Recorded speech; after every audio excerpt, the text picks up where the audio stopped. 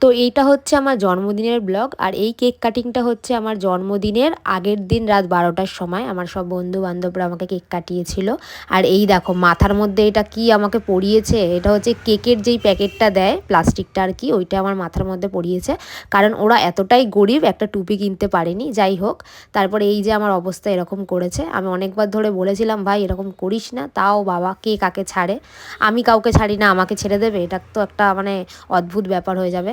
ওই জন্য আমাকে যা পেরেছে তাই করেছে, সবাই মিলে কেক দিয়ে আমাকে টিপ পরিয়েছে। তো যাই হোক, তো পরের দিন সকালবেলা আমি স্নান করে উঠে শ্যাম্পু ফ্যাম্পু করে একদম রেডি হয়ে গেছি, কারণ বন্ধুরা মিলে সবাই মিলে যাবো আজকে দক্ষিণেশ্বরে পুজো দিতে। তো বেরিয়েও পড়েছি আমি। তো আমি গেছিলাম, আমার একটা বান্ধবী গেছিলো, আমার একটা বন্ধু গেছিলো। ওরা যেতে চাইছিল না, বলছিল খুব রোদ। আমি বলেছিলাম যেতে হবেই, আমি যখন বলেছি তখন যেতে হবেই। তো তারপরে আর কি বেরিয়ে গেলাম। তারপরে পৌঁছে গেছি আমরা আর কি দক্ষিণেশ্বরের গেটের সামনে। তো এই যে কি দারুণ লাগছে, আমি কিন্তু অনেক বছর পরে গেলাম মায়ের কাছে পুজো দিতে। তো আলাদাই একটা ভালো লাগছিল, আনন্দও হচ্ছিল, আর খুব রোদও ছিল। তো আমার তো খুবই ভালো লেগেছে, সারা দিনটা আমার খুব সুন্দর কেটেছে, অসাধারণ কেটেছে। তো তারপরে গাড়ির জায়গায় গাড়ি রেখে তারপরে এই যে হেঁটে হেঁটে যাচ্ছিলাম। আর এই যে আমার বন্ধুটা আমার পেছনে লাগছিল, আমাকে ল্যাং মারছিল।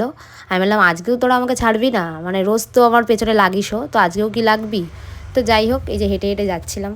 তো সব কিছু জমা দিয়ে তারপরে নাকি যেতে হয় ভেতরে, ব্যাগ ফোন সব কিছু রেখেই আর কি যেতে হবে।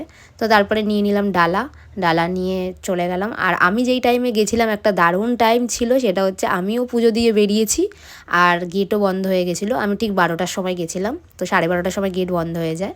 তো তারপর সারাদিনটা কাটিয়ে চলে এলাম হচ্ছে আমি যেখানটায় আড্ডা মারি আর কি, যেখানে আমি বন্ধুবান্ধব সবাই মিলে থাকি ওইখানে।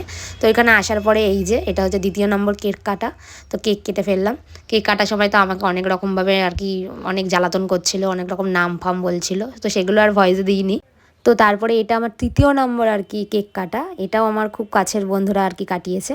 তারপর চলে গেছিলাম হচ্ছে আমার পাড়ায়, পাড়ায় সব দিদিরা বন্ধুরা বোনরা সবাই মিলে কেক কাটিয়েছে। আর এই যে আমার অবস্থা এরকম করেছে, এটা হচ্ছে আমার খুব কাছের একটা বন্ধু বলতে পারো, দিদি বলতে পারো, যাই বলতে পারো।